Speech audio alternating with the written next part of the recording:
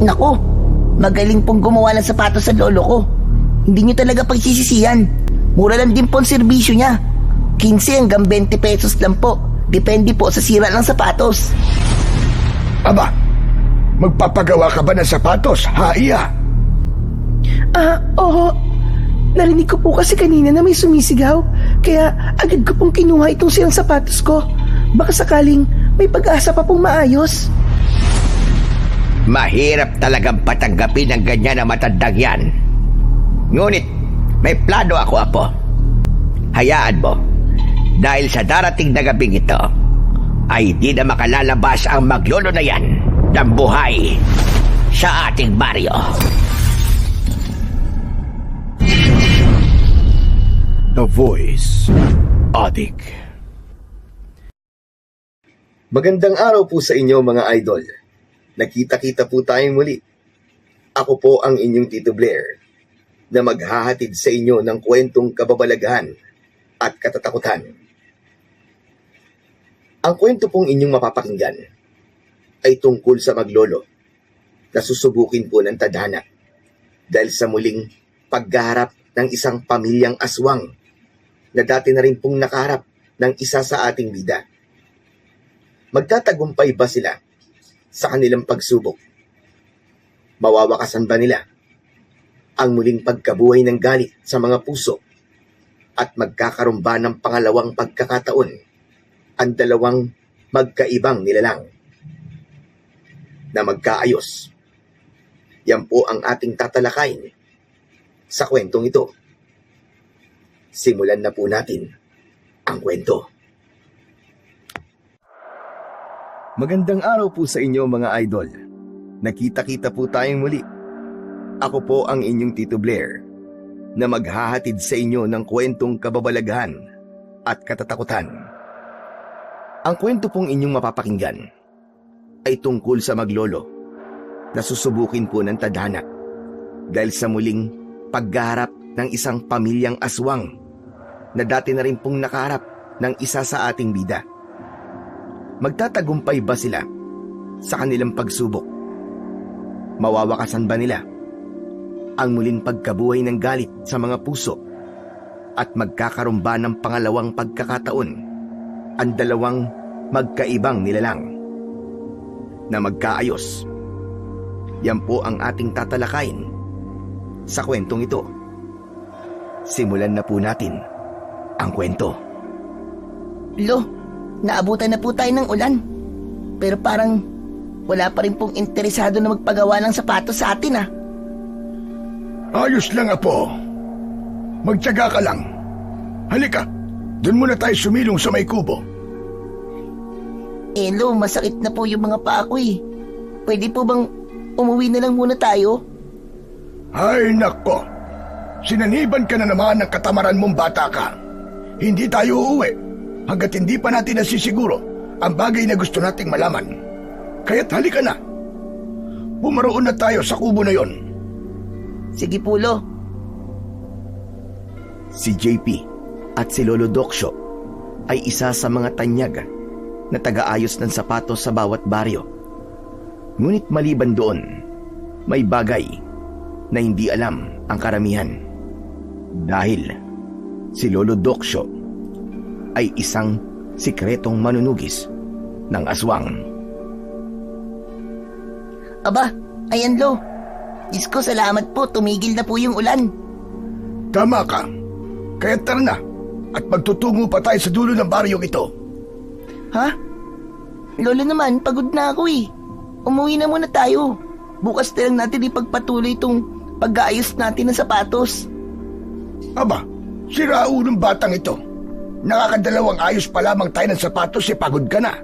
Abay, wala tayong kakainin pag nagkataon. Sige na, kunin mo na ang kariton at magpatuloy na tayo. Pero Lo... Sige na, wala nang pero JP. Itulak mo na ang kariton at tayo magpapatuloy na. Ay nako, si Lolo talaga oo. May sinasabi ka bang bata ka ha, JP? Ang sabi ko po, itutulak mo na po ang kariton at magpapatuloy na po tayo. Lumabas na sila ng kubong kanilang pinagsilungan Nagpatuloy sila sa kanilang paglalakad hanggang sa nadaanan nila ang kumpulan ng taong nagsusugal. Aba, ayan na po. Subukan mo silang alukin. Baka may mga sira silang sapatos. Sige na, lapitan mo.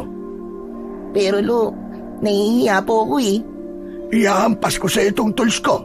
Kapag hindi ka pa gumalaw, sinasabi ko sa iyo ha. Madalang ako magbiro. Hindi tayo magkakapera sa hiya mo, JP. Naku naman, si Lolo talaga oh. Ito na po, kikilos na. Lumapit ang binatilyo sa mga tao at inalukan niya ito ng pag-aayos ng sapatos. Ngunit tinignan lang siya ng mga ito at patuloy na nagsugal. Habang ang mga tao naman na nakatayo at nanonood sa mga ito ay pinagmasdan lamang sila. Naku, magaling pong gumawa ng sapatos sa lolo ko. Hindi nyo talaga pagsisisihan. Mura lang din po ang serbisyo niya. 15 hanggang 20 pesos lang po. Depende po sa sira ng sapatos.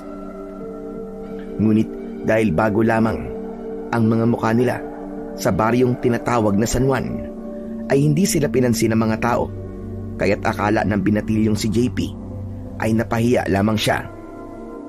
Ay naku, ayoko na po Lo. Nakita niyo naman po hindi nila ako pinansin. Tinignan lang ako na parang ngubaran mula ulo hanggang paa. Napakaikli naman ng pasensya mo, iyo. Alam mo, kung hindi natin gagawin ito, ay hindi tayo magkakapera. Yun ba talaga Lo? Eh di ba dahil narinig mo sa kaibigan mo na may mga aswang na naninirahan dito, kaya nagmadali kang dito mag-alok ng gawa? JP, hinaan mo naman ang boses mo at baka mabulilyaso yung pagmamasid natin. Mag-iingat ka sa lahat ng mga sasabihin mong bata ka. Hindi pa natin alam ang totoo. Mahirap na. Tatalian ko yung dila mo. Kaya umayos ka, JP. At kanina ka pa sa akin namumuro, ha? Pasensya na po Lo. Nadulas lang po. Mag-ingat ka na lamang sa susunod. Tara na, at magpatuloy na tayo. Sumigaw ka at nang malaman nila na gumagawa tayo ng sapatos. Opo Lo. Nagpatuloy na sila sa paglalakad, habang ang binatilyong si JP naman ay patuloy naman sa pagsigaw, hanggang umabot na sila ng dulo ng baryo. Ngunit wala pa rin ang nagpagawa ng sapatos. Kaya naman nagpasya ang maglolo na umuwi na at ipagpatuloy na lamang nila kinabukasan ang kanilang mga ginagawa. Ay, salamat. At makakaupo na rin. Yan lang naman ang pinakapaborito mong gawin. Wala nang iba. Diyos me, yung bata ka, oo. Sa susunod, may parusa na yung ginawa mo kanina. Naiintindihan mo? Ang alin po dun Lo? Ang alin? Malamang, yung nagsasalita ka tungkol sa tunay nating pakay. Sinabi ko na sa'yo, di ba? Papatayuin kita ng 1 oras na may babasaging baso sa iyong dila. Pasensya na nga Lo. Di ko naman po talaga sinasadya eh. Naduyas lang po talaga ako. Pangako po sa susunod, mag-iingat na po talaga ako. Palalampasin ko ngayon yan, JP. Pero sa susunod, may parusa na. Siya nga pala, may napansin ka ba sa baryong pinuntahan natin? Wala naman po Lo. Halos normal naman lahat eh. Kahit yung pamamaraan nila ng pagtingin sa akin eh, normal lang naman yun. Kasi bagong mukha tayo dun. Tama ka. Normal lang ang baryong yon. Kaya bukas, ibang baryo naman ang ating pupuntahan. Saan naman po Lo? Sa tabing baryo ng San Juan. Sa baryo ng Puting Tupa tayo tutungo. Tulad ng dati, JP, yung buntot ng pagi ay huwag mong kakalimutang ibabad sa tubig na may asin, sili at bawang bago mo dalhin. Maaaring wala nga sa baryo ng San Juan, ngunit iba ang pakiramdam ko sa baryo ng Puting Tupa. Hindi ko pa po napag-aralan ng tungkol sa presensya ng mga aswang. Pero parang sang-ayon po ako sa sinabi nyo. Kasi pagdating natin sa dulo ng San Juan, nasa bungad pa lang po tayo ng baryo Puting Tupa. Bumigat na po kaagad ang pakiramdam ko. Yun din ang napansin ko, Apo. Kaya naman bukas maaga pa lang ay tutungo na tayo doon. Kaya ang mga biling ko sa iyo, ha, huwag mong kakalimutan. Opo, Lo. Asahan niyo po na gagawin ko po lahat ng bilin niyo. Pero bago po yun, kain na po tayo, Lo. Kanina pa po kumakalamansi mura ako eh. May mag-asikaso ka. Alam ka namang ako pa maghahain ng pagkain para sa'yo. Hindi ka na bata. Kaya mo na yan. Si Lolo naman eh. Kakaupo ko lang oh. Gusto ko pa mag-relax eh. Abay sira ulo tong batang to ah. Abay gusto pa yatang ako talaga maghain para sa kanya. Kinuha ni Lolo Doksyo ang walis tambo at humarap ito sa kanyang apo. At nang makita siya nito, ay agad itong napatayo. Ay Lolo, kikilos na po pala ako. Akala ko ako pa ang pagsasandukin mo. Pipilayan talaga kita para talagang wala kang kakayang humawak ng plato. Si Lolo talaga oh. Nagbibiro lang naman po ako eh. Ito na nga po, nakatayo na. Kukuha na po ako ng plato at maghahain na po. Naghain na ng pagkain si JP. Pagkatapos nun, ay tinawag niya na ang kanyang lolo upang kumain. Pag-upo pa lang sa upuan ng kanyang lolo, ay napansin kagad ng matanda ang inihain nitong ulam, itlog at tuyo na may sawsawang kamatis. Lo, kain na po. Paborito po natin ang ulam. Hindi ko lang talaga mapigilan na maisip ang nanay mo. Hindi ko kasi akalain na sandali lang yung panahon na nagkasama kami. Tapos, brutal siyang pinatay ng mga halimaw na yon. Wala ding nagawa ang tatay mo dahil maging siya ay napaslang rin. Miss na miss ko na sila, Apo. Lo, tama na po.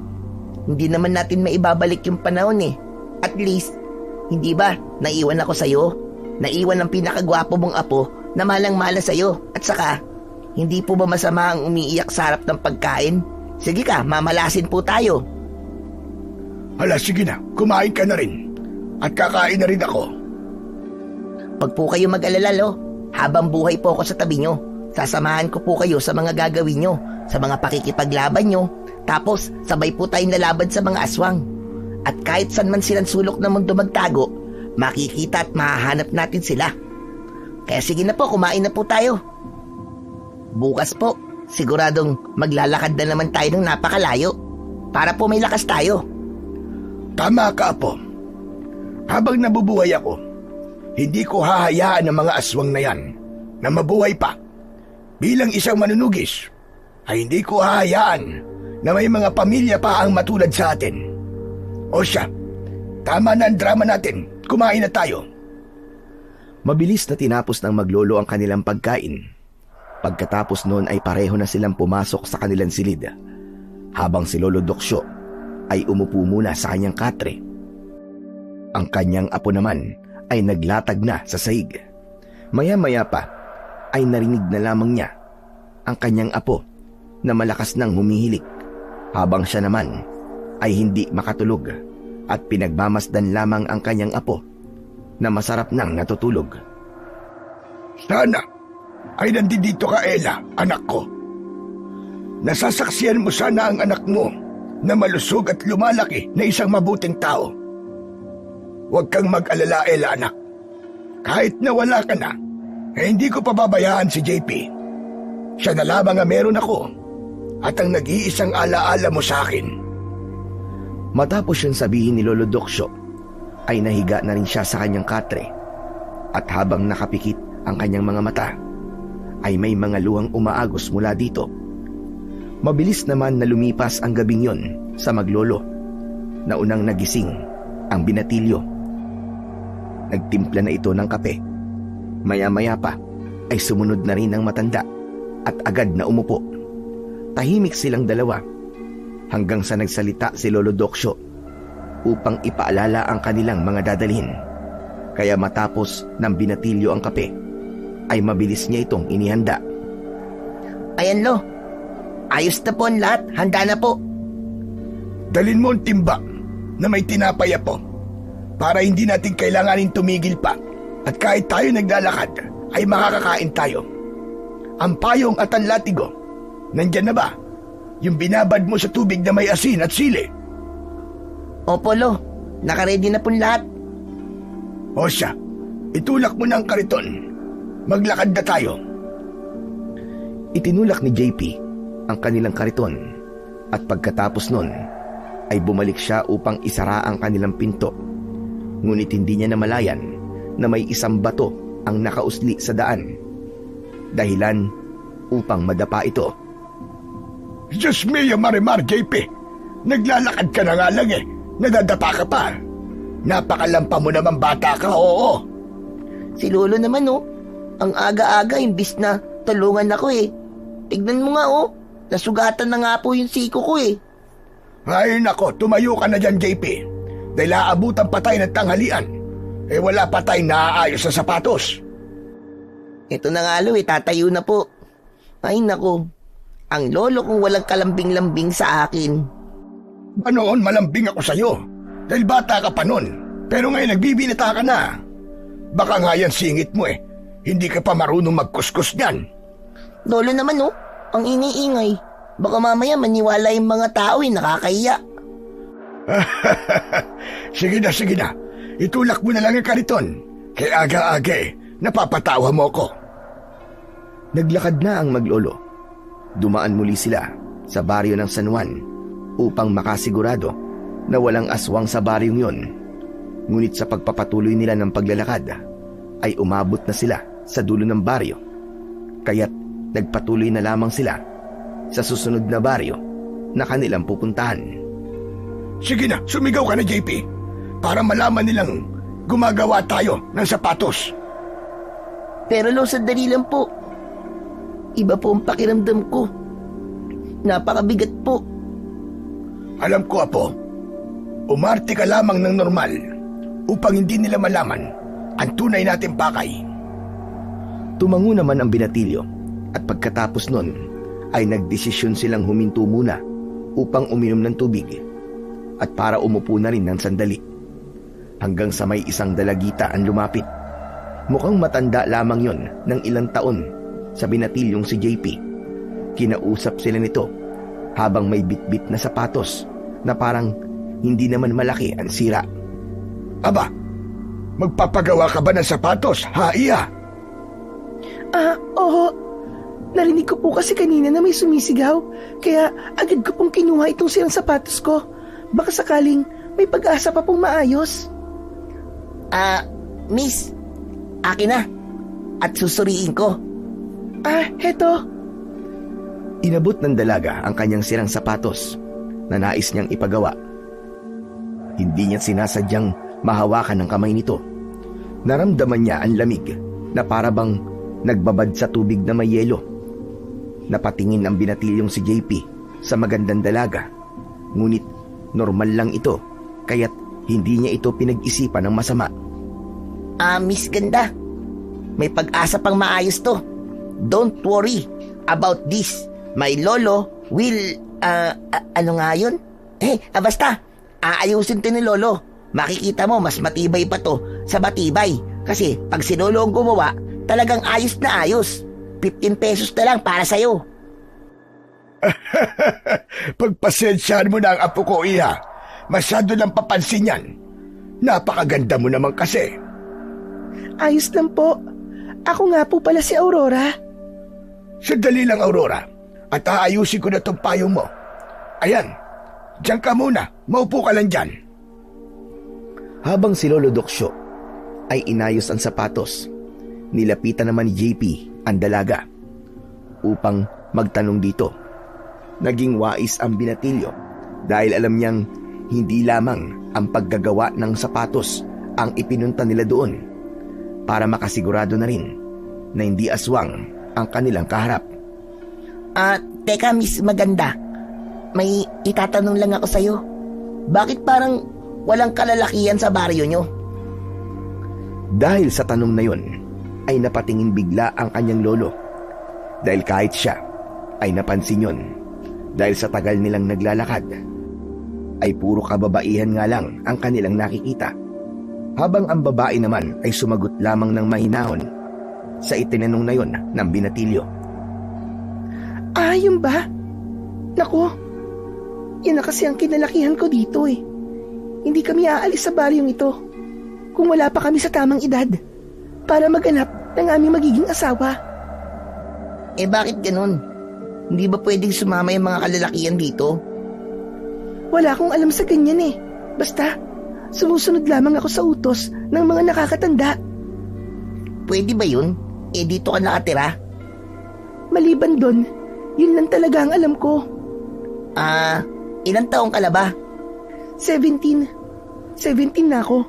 Pagtungtong ko lang 18, nasa sakin na. Kung gusto kong umalis.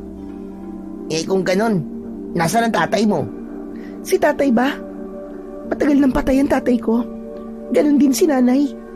Ay, pasensya ka na. Kung ganun, pareha pala tayo. Naku, ayos lang. Matagal naman ang panahon yun kaya wala na sa akin. Tsaka isa pa, may lola naman ako eh. Aurora, Iya. Tapos na ang sapatos mo. Ay, hala, ang galing niyo po. Mukhang bago na uli. Maraming salamat po ah. Heto po ang bayad ko. Naku, sasabihin ko sa mga tao dito na napakagaling niyo pong gumawa ng sapatos. Nako. Maraming salamat sa iyo, Iya.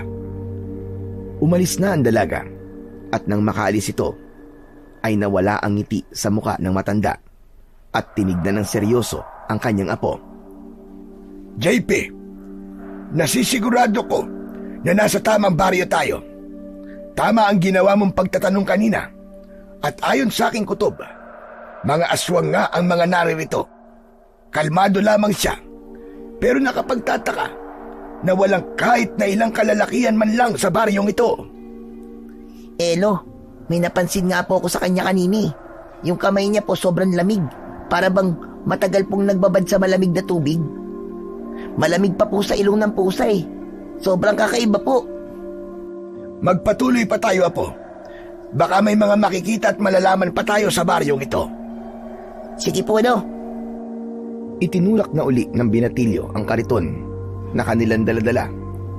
Matapos yun, ay naghintay pa sila ng isang saglit. At nabigla sila nang dagsain sila ng mga taong magpapaayos ng sapatos. Ngunit habang sila ay gumagawa ng sapatos, ay napansin nila ang isang matandang babae na nakatayo lamang at hindi lumalapit sa kanila. Meron itong puting mahabang buhok. Nakataklob din ng tela ang kalahati ng kanyang muka. Maayos naman itong nakatayo at para bang pinagmamasdan lamang sila. Napansin yon ng matanda. Ngunit hindi ito kumibo. Hinayaan lamang niya ito na tignan sila hanggang sa umalis ito. Nagdala yon ng isang malalim na pagtataka sa matanda. Ngunit dahil marami pang nakapila na magpapagawa ng sapatos, ay isinantabi niya na lang muna ang bagay na yon. Sige po, mga magagandang binibini. Magsipila lang po kayo. Lahat po kayo ay mapaglilingkuran ng aking lolo. Sandali lang po ah.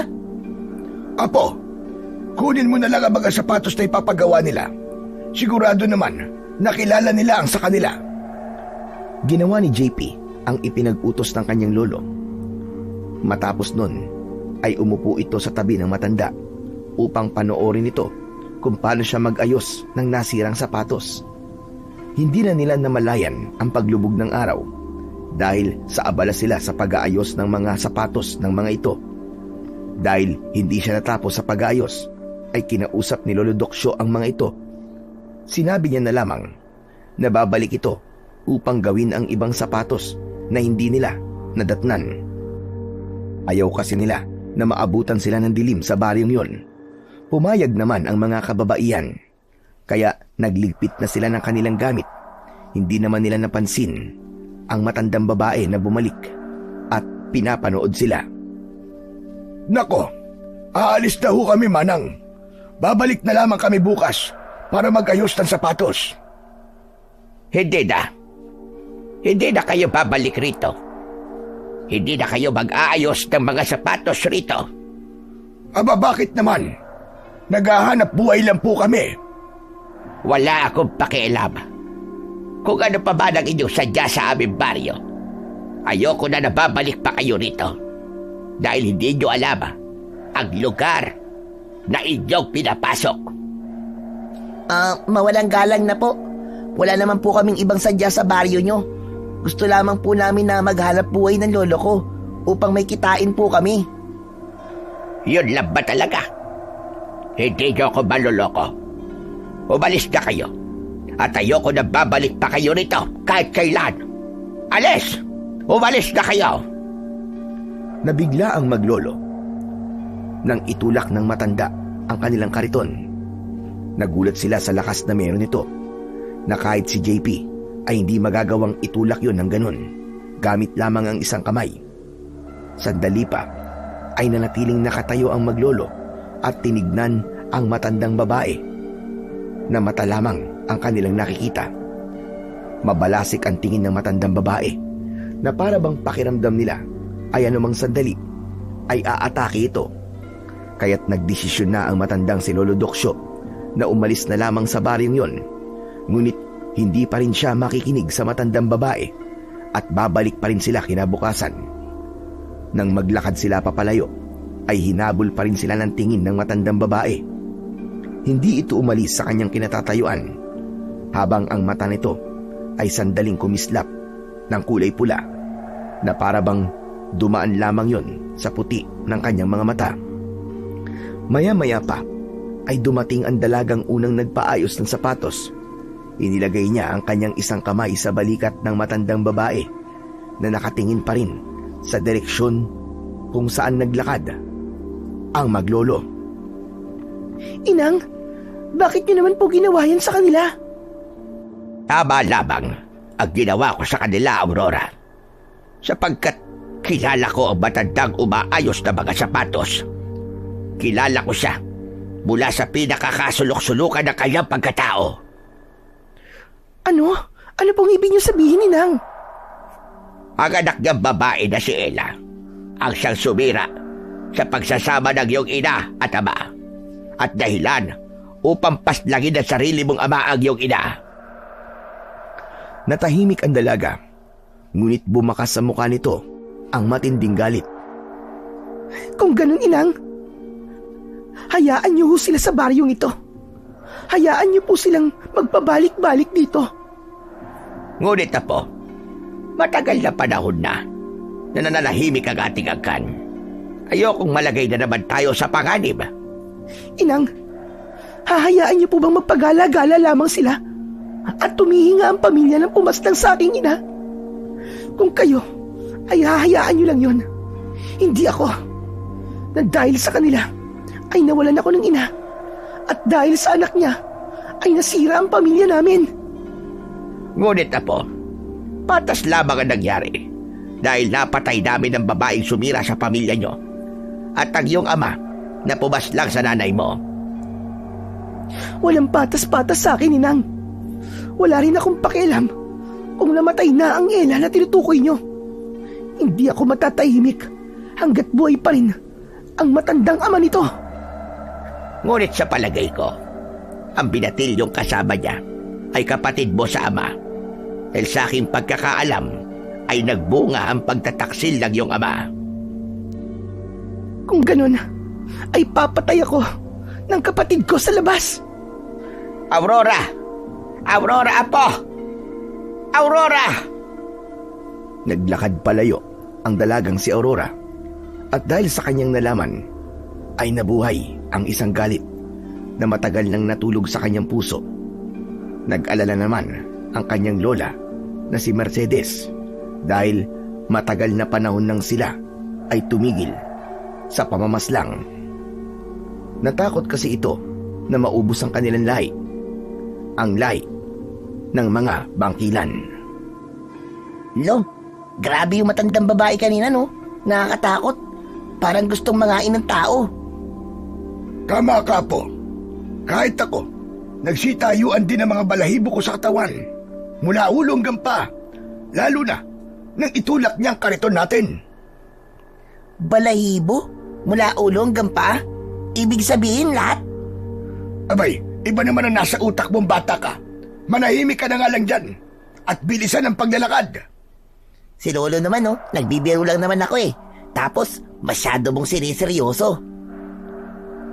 Habang sila ay naglalakad, hindi nila napansin ang malaking itim na ibon na kanina pang nasa itaas nila. Hanggang sa ito ay sumalubong sa kanila. Mabagin langit! Aswang yan, Apo! Aswang ang malaking ibon na yan na nasa ating harapan! Akin ang buntot ng pagi! Bilisan mo, Apo! Hindi nila inaalis ang paningin nila sa ibong nasa kanilang harapan, habang natataranta namang kinuha ni JP ang buntot ng pagi. Kaya imbis na buntot ng pagi ang kanyang makuha, ay payong ang kanyang inabot. Ngunit hindi umatake ang ibon dahil mabilis itong umalis sa kanilang harapan, habang si Lolo Doksyo naman ay napakamot sa ulo, sabay palo nito ng payong sa kanyang apo na nanlalaki ang mga mata. Aray ko naman, Lo! Ang sabi ko, buntot ng pagi! Bakit payong ang inabot mo sa akin? Tarantadong batang ito! Kung sumugod yung aswang na yon, anong gagamitin ko? Itong payong? Ano ito? Ito ipapamalo ko sa kanya! Pasensya na, Lo, nataranta po kasi ako eh. Yung sinabi niyong aswang yung malaking ibon. Ay nako, ilang beses ko masasabihin sa'yo na kapag nakaharap ka sa isang aswang ay huwag kang matataranta dahil pwedeng gamitin ng aswang na yon ang bagay na yon upang mabilis ka nitong atakin. Pasensya na po, Lo. Pero bakit ganun? Bakit po nakakapag-anyong hayop na ang aswang? Hindi pa naman tuluyang nagdidilim. Mamaya na natin pag-usapan yan, Apo. Madali ka't kailangan na nating makauwi kagad. Mabilis na tinulak ng maglolo ang kariton, habang si Lolo Doksyo naman ay hindi pa rin mapalagay at palinga-linga pa rin sa paligid. Natatakot ito na baka sa susunod na pagbalik ng aswang ay marami na itong kasama, lalo na't hindi sapat ang kanilang paghahanda upang lumaban sa mga aswang. Pagdating nila sa bahay ay mabilis na binuksan ng binatilyo ang pintuan at ipinasok ang mga gamit na nasa kariton. Umupo naman kagad si Lolo Doksyo sa upuang gawa sa kawayan at ipinag-utos niya sa kanyang apo na isara lahat ng mga bintana at siguraduhing nakakandado ang mga ito. Pinaupo niya ang kanyang apo at tinignan niya ito sa mga mata. JP, Apo, sa palagay ko na tama ang baryong pinuntahan natin. At sa palagay ko rin, ang baryo ng Puting Tupa ang siyang pinamumugaran ng mga aswang. At kung tinatanong mo kung bakit kahit hindi pa tuluyan dumidilim ay nakakapag-anyong hayop na ang mga aswang, ay hindi ko rin alam. Maaaring sa tagal ng panahon na kanilang pananahimik ay lalo silang lumakas. Ang ibig niyo po ba sabihin ay kahit ang magandang babae na si Aurora ay isa din pong aswang? Tama ka, iyo. Pero ito ang iyong pakakatandaan.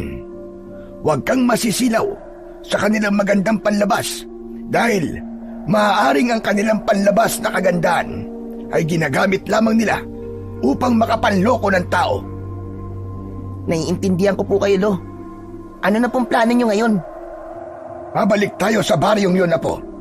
Walang makakapigil sa atin na bumalik roon. Pero paano po yung matandang babae na ayaw tayong pabalikin sa kanilang baryo? Huwag na lamang natin siyang pansinin. Babalik tayo sa baryong yun bilang taga-ayos ng mga nasirang sapatos. Hindi pwedeng may pumigil sa ating misyon. Ayusin mo na lamang ang iyong galaw. Mag-iingat ka sa mga salitang bibitiwan mo at sa mga tanong mo na pwedeng makapag-isip sa kanila na tayo ay may ibang pakay sa kanilang baryo. Pangako po, Lo, gagawin ko po ang makakaya ko upang hindi nila matuklasan na isa ka pong manunugis. Isa ka na rin ganap na manunugis, Apo, dahil kasama ka sa planong aking nabuo. Opo, tayo po pala. Sa matandang babae kanina na pinagtabuyan tayo, may napansin ako sa kanya, sa boses at mga mata niya. Ano naman po yun, Lo? Hindi ko makakalimutan ang matang yun, Apo. Kung paano siya tumingin at hindi ako pwedeng magkamali sa boses niya. Sigurado ko na siya si Mercedes, ang aswang na binigyan ko ng tanda sa kanyang bibig. Teka, Lo, kaya ba ganun siya? Kaya ba nakatakip po ang bibig niya? Maaari, Apo. Ngunit hindi pa tayo sigurado kung siya nga ba talaga yon. Maaaring kamata at kaboses lamang niya. Ngunit kung isa din siyang aswang, ay hindi ako magdadalawang isip na patayin siya. Kung ganun po, babalik na talaga tayo ron. Tama ka, Apo. Dadalhin natin bukas sa mga kagamitan ko. Mga anting-anting at mga sandata. Oo nga pala. Sandali lamang. Tumayo si Lolo Doksyo at nagtungo yun sa kanilang silid. Makalipas lamang ang ilang sandali, ay lumabas na ito, dala ang isang maliit na kahon. Binuksan niya ito at bumungad sa kanila ang isang litrato. Litrato ng kanyang anak, buwat-buwat ang isang sanggol, habang may isang makisig na lalaki sa kanilang likuran at nakayakap sa babaeng may hawak ng sanggol. Lo, si tatay at nanay po ba yan? Tama ka, Iyo. Sila nga ito. Ito na lamang ang litratong meron ako. Kinuha yon ng binatilyo at pinagmasdan ito ng mabuti, habang ang kanyang mga mata naman ay hindi na napigilang mapaluha. At sunod nun ay ang pag-abot sa kanya ng isang singsing na kulay pilak na may bilog. Sa bilog ay may isang maliit na bato na kulay berde. Ano po ito, Lo? Sing-sing, Apo. Nakikita mo naman, hindi ba? Si Lolo naman, oh. Nagdadrama pa ako dito eh. Tapos, namimiloso po ka naman dyan. Abay, tama naman ang sinabi ko sa iyo, ah. Nagtatanong ka eh. Nakikita mo naman na sing-sing, hindi ba? Ang ibig ko po sabihin, para saan po ito? Isuot mo, Apo. Yan ay ang naiwan pang anting-anting ng iyong ama. Ang maliit na batong nandyan ay galing pa sa berdeng bulalakaw. Siya mismo ang gumawa ng singsing na yan para siya ay protektahan sa anumang uri ng kasamaan, panggagayuma o hipnotismo. Bago ko pa makalimutan, gusto kong sabihin sa iyo na ang iyong ama ay isa sa aking mag-aaral. At umibig ito sa iyong ina. Wala akong ginawang paghadlang dahil isang mabuting tao si Himalim. Ngunit isang araw, nalimutan niyang isuot ang singsing na yan. Naiwan niya sa palikuran. Doon ay nagawa siyang magayuma ng isang aswang.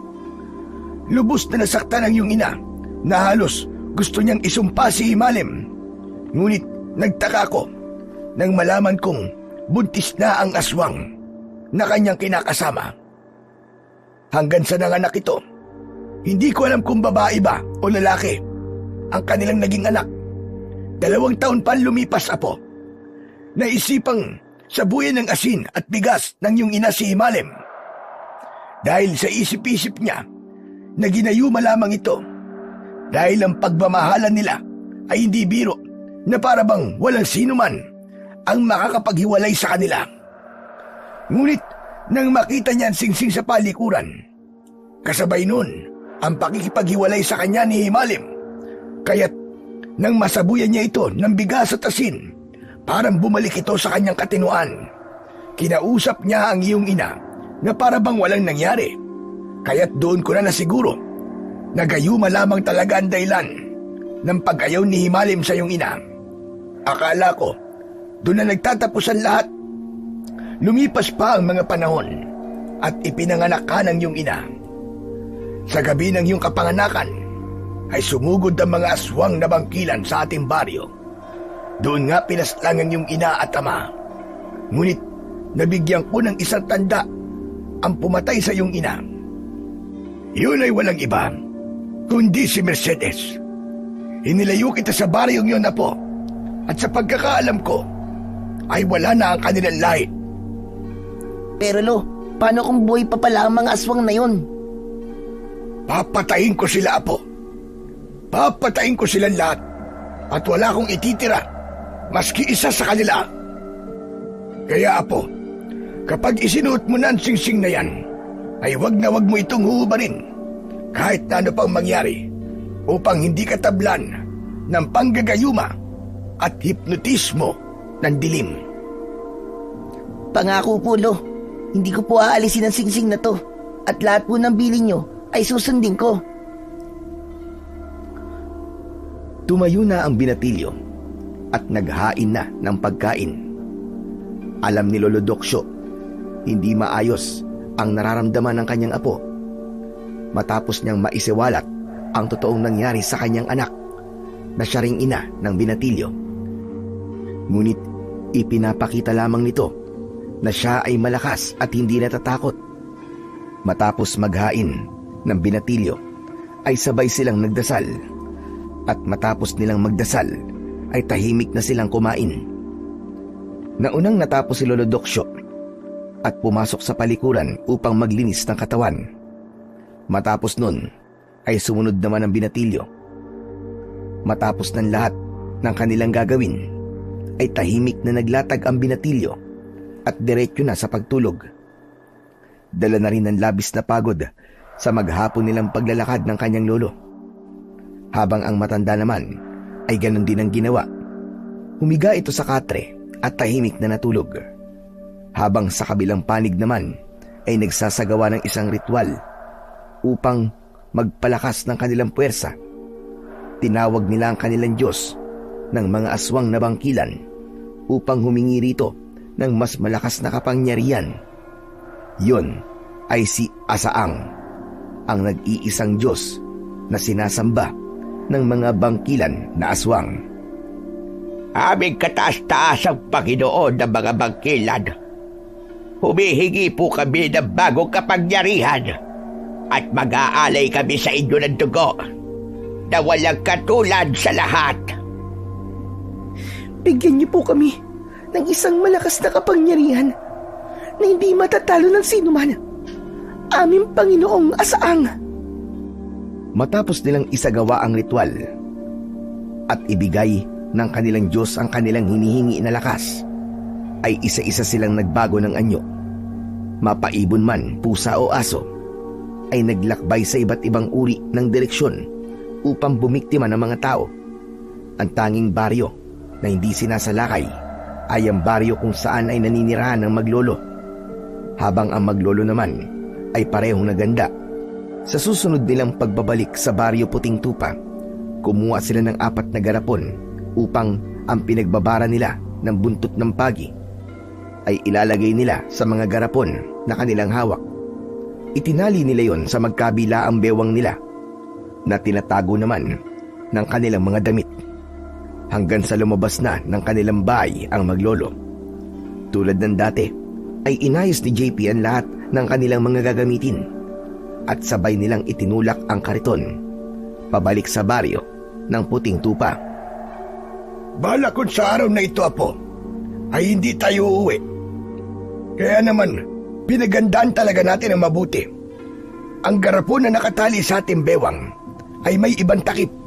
Itinago ko yun kasama ng buntot pagi.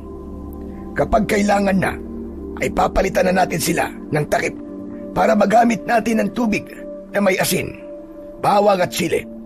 Yun ang gagamitin natin pandepensa upang hindi nila tayo malapitan kung sakaling malaman nila ang tunay na pakay natin. Opo, Lo. Ang singsing, Apo. Suot ko po, Lo. Mabuti naman kung ganon.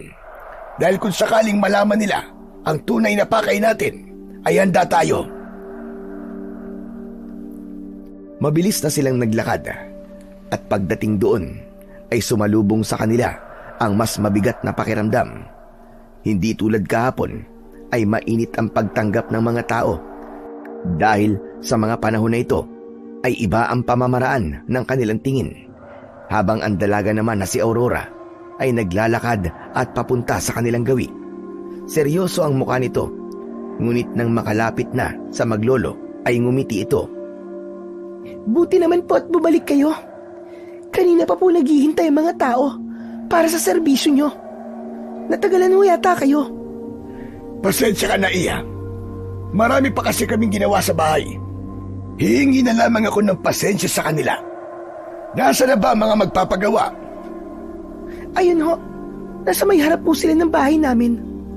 Doon ko na po sila pinaghintay. Akala ko nga po hindi na po kayo babalik dahil sa ginawa ni Lola. Nako, Iya. Hanap buhay namin ito. Kaya walang dahilan para hindi kami bumalik. Nag-umpisa nang itulak muli ng maglolo ang kariton na kanilang dala. Naglakad na sila at patungo yun sa mga babaeng nakaupo sa harap ng bahay nila Aurora. Habang si Aurora naman ay sumunod sa kanila at nawala na rito ang ngiti na kanina lang ay ipinapakita niya sa maglolo. Naglakad ito kasunod nila habang ang mga mata ay namumula at ang kanyang mga kuko ay bigla na lang humaba at tumulis. Habang si JP naman ay kanina pang hindi mapakali dahil maliban sa mga tingin na kanyang napapansin ay nag-iinit din ang singsing na kanyang suot. At nang makarating sila sa mga taong magpapaayos sana ng sapatos ay bumalik na sa kanyang anyo si Aurora. Nakangiti na ulit ito at pinagsilbihan pa ang maglolo. Bibigyan niya sana ito ng tubig, ngunit tumanggi ang matandang si Lolo Doksyo dahil ayon sa kanya ay may baon silang tubig. Isang tango lang naman ang itinugon doon ni Aurora at pumasok na ito sa kanilang bahay. Nang siya ay tumalikod, hindi ngiti ang nasa kanyang mga labi, kundi galit dahil hindi tinanggap ng matanda ang tubig na may halong pampatulog, habang ang maglolo naman ay nag-umpisa ng mag-ayos ng sapatos. Hayop na matandang yon. Napakawais niya. Hindi yata uubra ang pagbabait-baitan ko. Lintik talaga. Ano ba yan? Kay aga-aga napakainit ng ulo mo. Paano ba naman? Hindi tinanggap ng maglolo ang tubig na binibigay ko. Mahihirapan yata tayo, inang.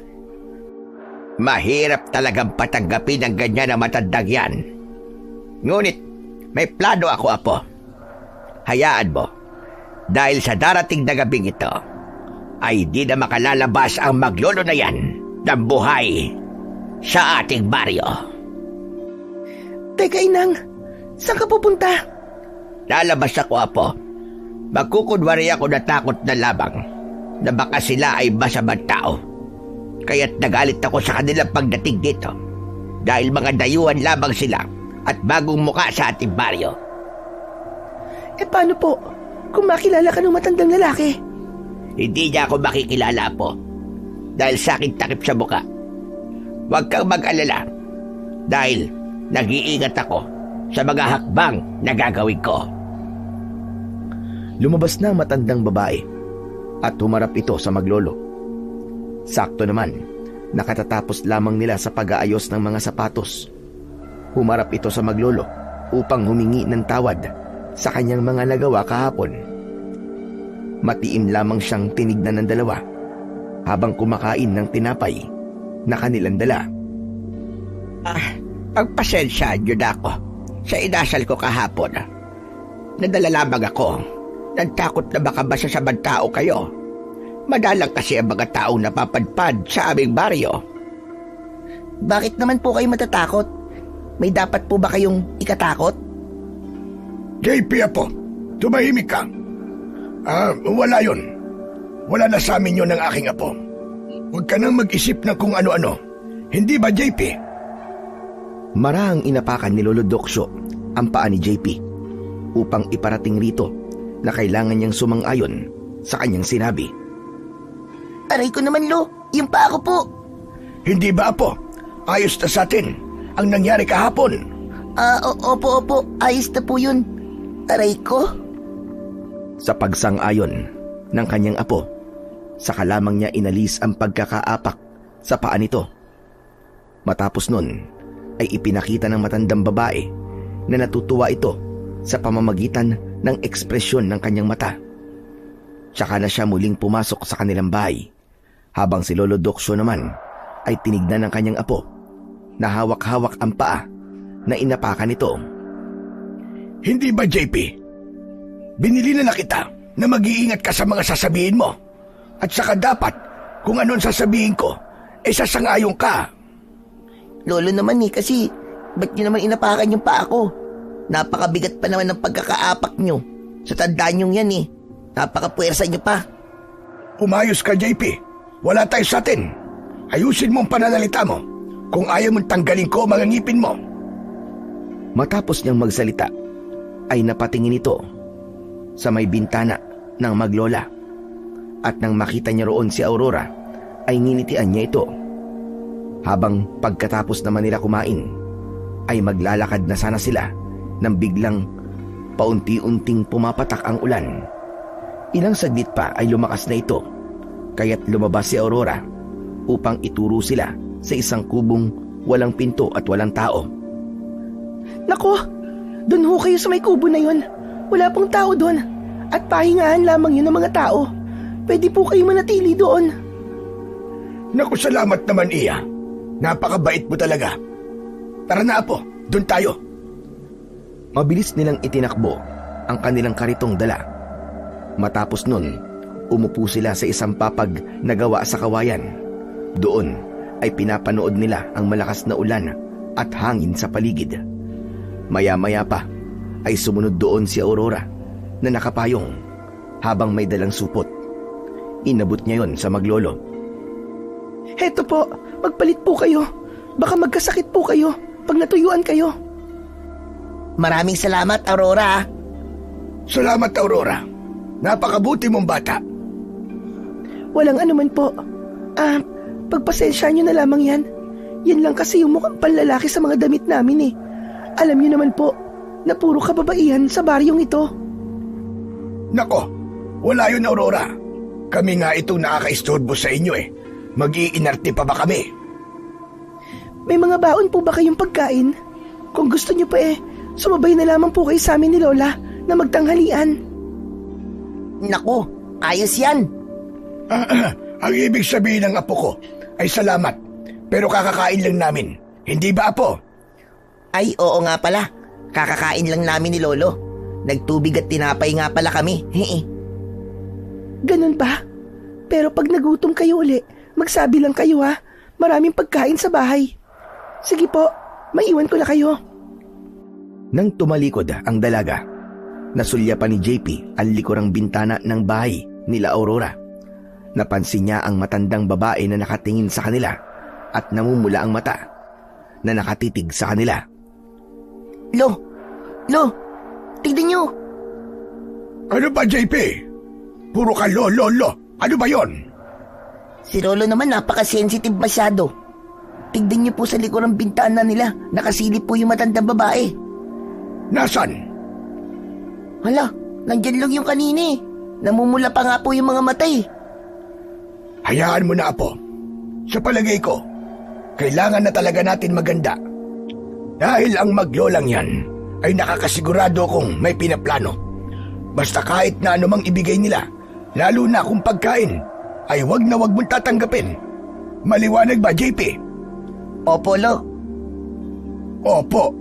Pero kung wala ako sa tabi mo, kanina mo pa tinanggap ang inaalok ng dalagang yon. Malay nyo ho ba, Lo? Hindi aswang si Aurora. Huwag kang papalin lang. Di ba sinabi ko sa'yo, huwag kang maniwala sa kagandahan nila. Mapaginagawa man sa'yo o itsura nila, ay huwag mong paniniwalaan.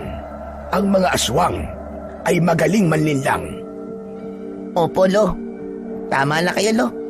Pero, Lo, hindi maganda pakiramdam ko eh. Parang may bumubulong sa atin na huwag tayo magpalipas ng gabi rito. Lumalabas na naman, JP, ang pagkaduwag mo. Pinapairal mo na naman yan. Apo ba talaga kita? Napakatapang ng tatay at nanay mo.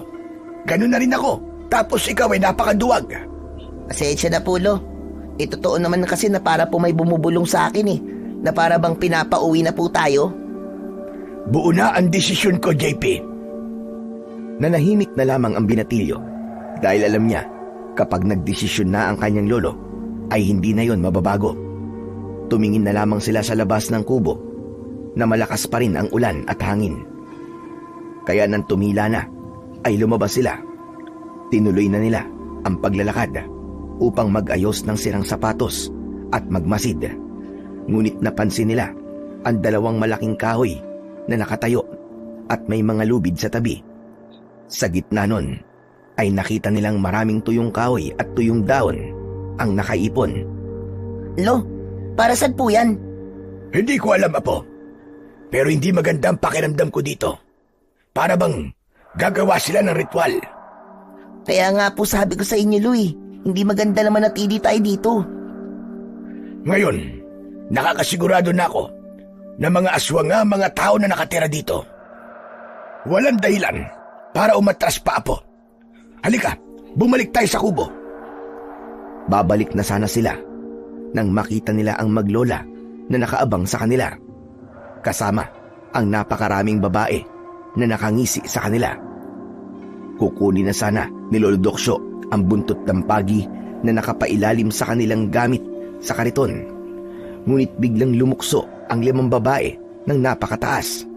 Sakto ang pagbagsak nila sa dibdib ng maglolo. Sinubukang lumaban ni Lolo Doksyo, ngunit napakalakas ng mga ito. Maliban sa binatilyo na nakapanglaban pa dahil sa singsing na suot-suot nito. Tumakbo ka na, Apo! Tumakbo ka na! Lolo! Basta tumakbo ka na! Tumakbo ka na! Dalian mo, Apo! Dahil sa pagkataranta ay dali-daling tumakbo ang binatilyo. Ayaw niyang iwan ang kanyang lolo. Ngunit manganganib sila pareho kung hindi niya ito susundin. Habang si Lolo Doksyo naman ay naiwan at nakadagan pa rin sa kanya ang 2 aswang. Huwag niyo nang hahabulin ang kapatid ko. May panahon din para sa kanya. Mga hayop kayo! Pakawalan niyo ako! Pakawalan niyo ako! Sige, itayo niyo siya. Ginawa ng mga babae ang ipinag-utos ni Aurora. Itinayo nila ang matanda at mahigpit na hinawakan ng mga braso nito, habang si Aurora naman ay lumapit dito habang nakangisi. Alam mo na ngayon kung sino kami. Anong ibig mong sabihin kanina sa kapatid? Anak ng aswang na laging karelasyon ng lalaking inagaw ng anak mo. At ang apo mo ay kapatid ko sa ama. Walang kapatid na demonyo ang apo ko! Bakit? Sinabi ko bang tinatanggap ko siya bilang kapatid ko? Hindi ko tatanggapin ang bunga ng kahayupan ng aking ama at ng iyong anak. Nang dahil sa anak mo ay nasira ang pagsasama ng aking mga magulang dahil inagaw niya ang ama ko sa nanay ko. Walang inagaw ang anak ko. Kung may mga agaw man dito, yun ang nanay mo. Ginayuma lamang niya si Himalem. Kaya nabuo ka. Hindi tunay na minahal ni Himalem ang halimaw mong ina. Tumahimik ka, tanda! Malakas na sinampal ni Aurora ang matandang lalaki. Dahil sa lakas nun, ay agad na may lumabas na dugo sa kanyang bibig. Wala kang karapatan na pagsalitaan ng ganyan, Sinay. Kung hindi sana nangialam ang anak mo, hanggang ngayon ay buhay pa rin sila. Bakit hindi na lamang niya tinanggap ang pagsasama ng aking mga magulang? Bakit hindi na lang niya sinuko sa amin si tatay? Dahil kapag mahal mong isang tao, hindi mo ito susukuan. At dahil mahal mo ito, hindi mo hahayaan na mapunta ito sa kadiliman na kagaya ninyo. Isa pang sampal ang muling inabot ng matanda kay Aurora. At lahat ng yun ay nasaksihan ng binata. Dahil nagkubili lamang ito, gustong-gusto niya nang lumabas upang tulungan ng kanyang lolo. Ngunit kung lalabas siya sa alanganin na sitwasyon, ay lalo lamang silang mapapahamak. Kaya't nanahimik na lamang ito at bumuo ng plano sa kanyang isipan. Isa pang beses na magsalita ka, matanda ka, at sisiguraduhin kong mapapatay na kita. Hindi pwede, Apo.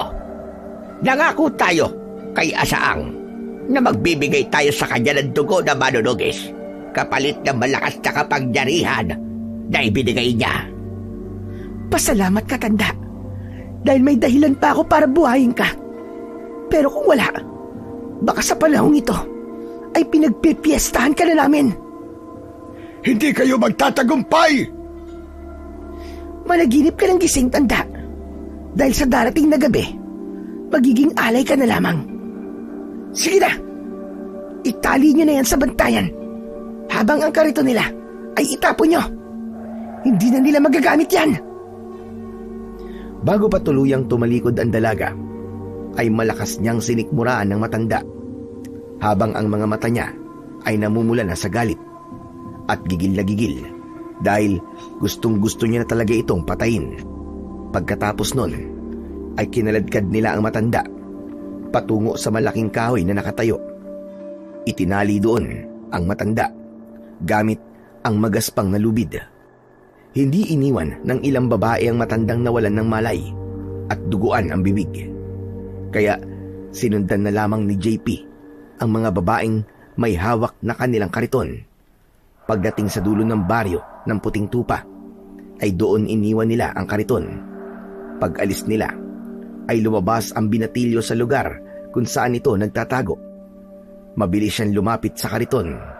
Paglapit niya rito, kinuha niya ang bag na may lamang tools ng matanda at inaalis niya ang laman nito at mabilis niyang kinuha ang nakapailalim na buntot ng pagi at payong. Isinilid niya sa bag ang buntot pagi habang ang dalawang takip ng garapon ay kinuha niya. Sabay nun ay hinubad niya ang nakatali na garapon sa kanyang bewang. Pinalitan niya ang mga takip nito at inilagay niya rin sa bag na kanyang dala. Hindi ko alam kung saan ko gagamitin ang payong na to. Pero bahala na. Dadali na rin kita. Pagkatapos ay nakarinig siya ng mga nag-uusap at boses yon ni Aurora na kasama ang kanyang lola at kababaihan na nang iwan sa kariton. Mabilis na nagtago ang binatilyo. Bumalik siya kung saan ito nagkukubli kanina habang nakatingin pa rin sa mga nag-uusap. Estupida! Nanggaling na dito ang kapatid ko sa tatay. Malamang, nakuha na niya ang mga sandata nila. Mga boba! Hindi niyo malang naisip na maaari kayong sundan nun. Napakalaki niyong tanga! Mabilis na pinalitaw ni Aurora ang matutulis niyang mga kuko. Sabay nun, ang pagpula ng kanyang mga mata at walang kahirap-hirap na ginilitan ang isa sa mga babaeng nang iwan sa kariton. Bumagsakin sa lupa na nagkikikisay pa. Nandito pa ang kapatid ko. Kung ayaw niyong matulad sa estupidang yan, kumilos kayo. Hanapin niyo ang kapatid ko bago ko pa kayo katayin. Sigurado ako na nandito pa siya dahil naaamoy ko pa siya. Ano pang hinihintay niyo?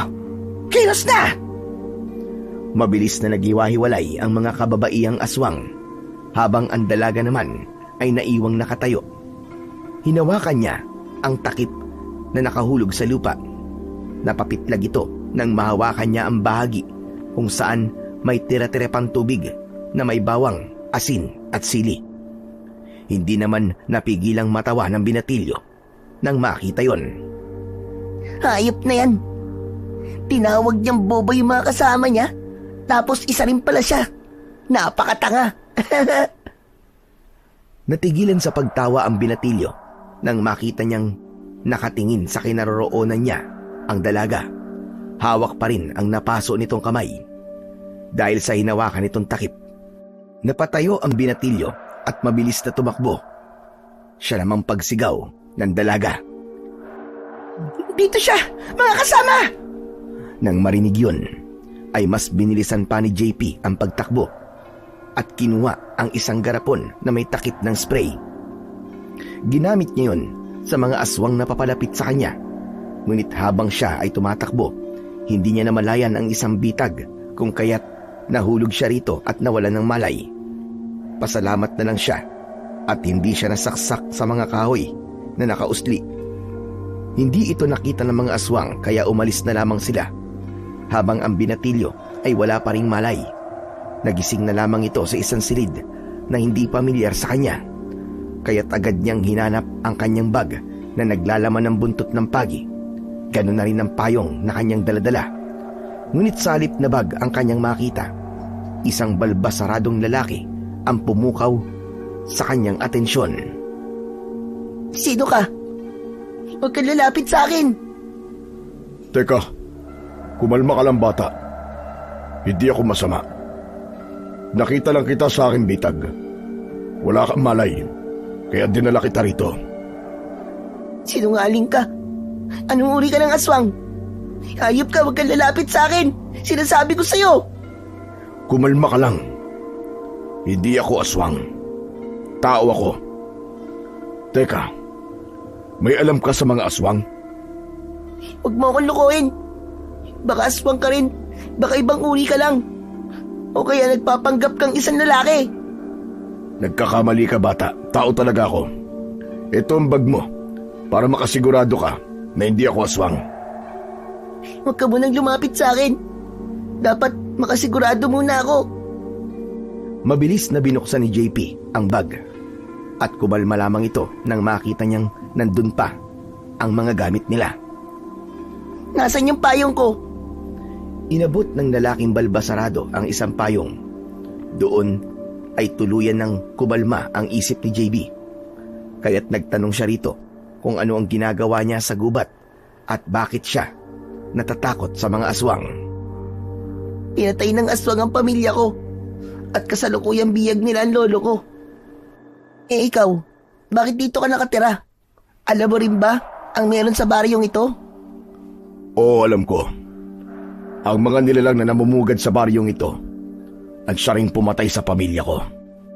Kaya't nagpaplano ako ng patago para sa gagawin kong hakbang.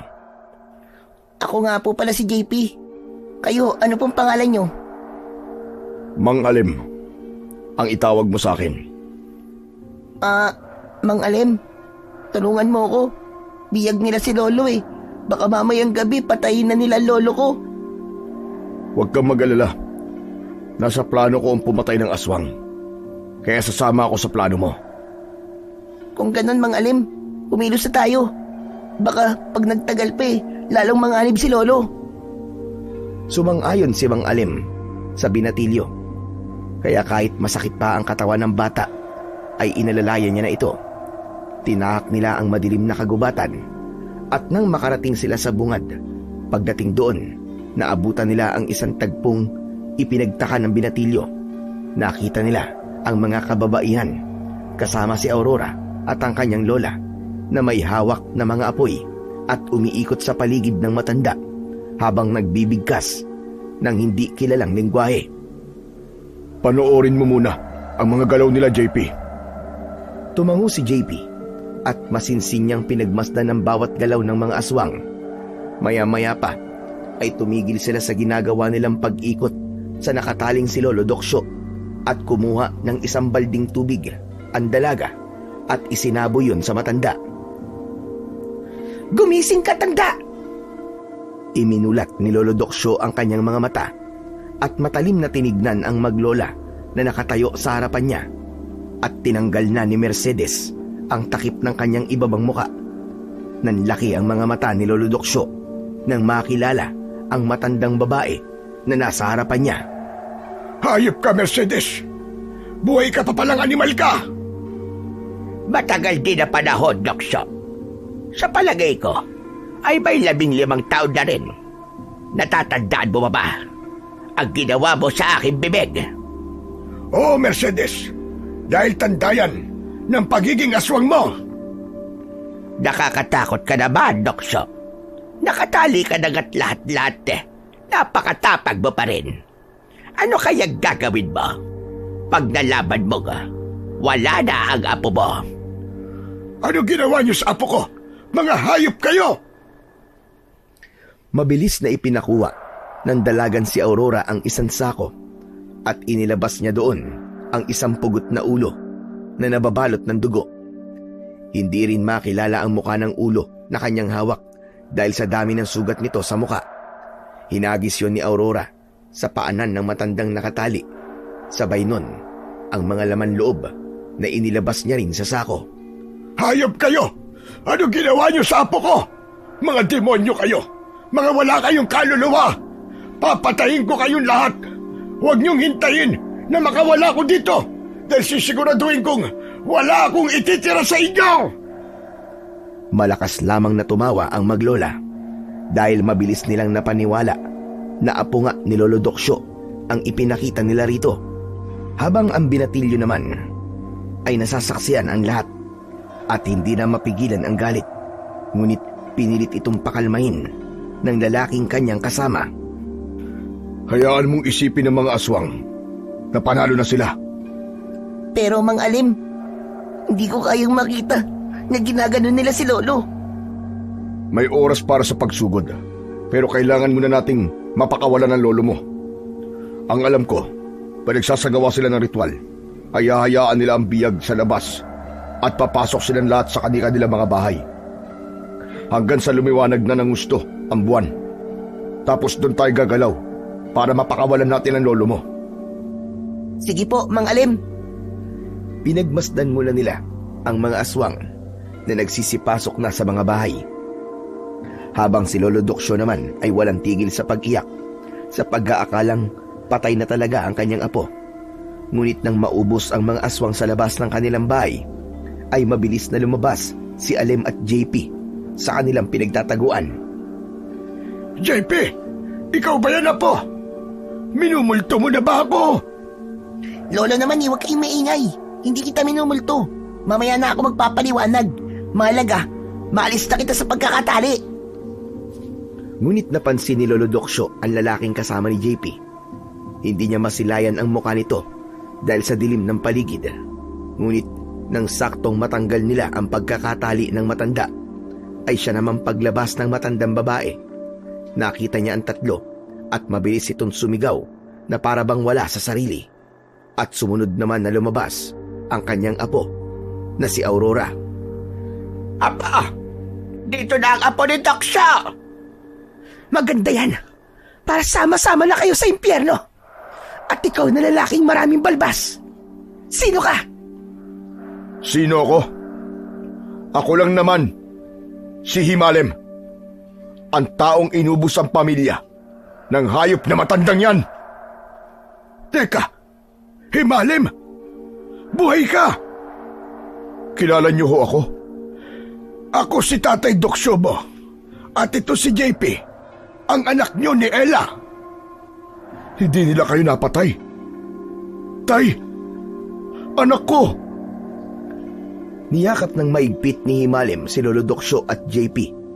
Natigilan naman ang binatilyo dahil hindi niya akalain na buhay pa ang kanyang ama.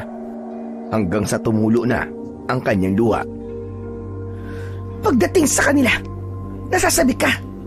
Samantalang sa akin na anak mo rin ay wala kang pakialam.